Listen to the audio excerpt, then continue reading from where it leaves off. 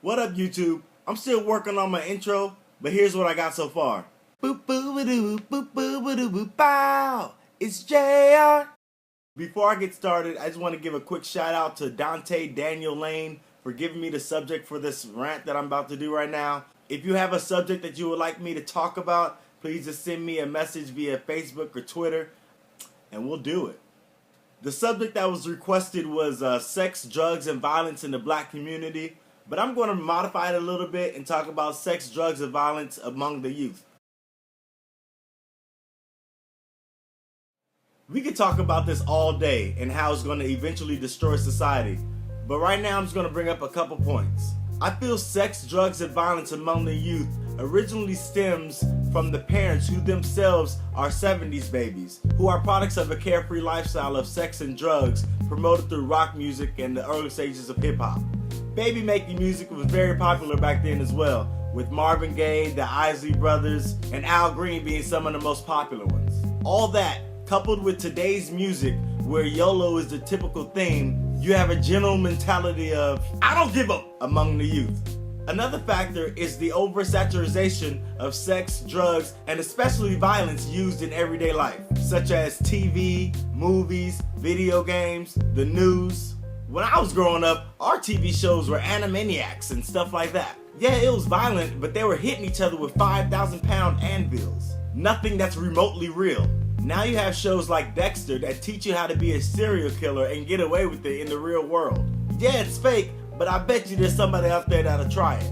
When I was younger, yeah, we had violent video games, but they were like Super Mario Brothers and Zelda. Both were harmless because they weren't real people in real situations using real attainable weapons. Mario doubled his size, shot fireball out of his hands, and crushed bricks with his bare hands whenever he ate mushrooms and flowers.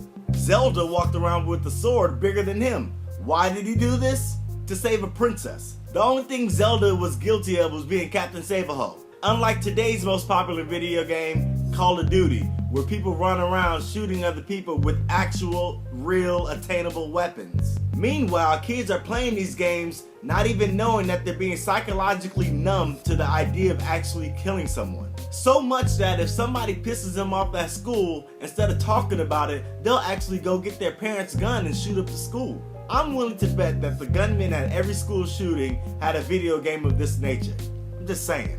One more thing. I feel that the majority of the youth that are enveloped in sex, drugs, and violence don't really have a positive direction. They're more focused of earning the respect of their peers rather than the people who actually matter. For instance, I know a person who always gets into fights because they feel like they've been disrespected and they feel that they need to teach that person a lesson. What are you actually teaching them?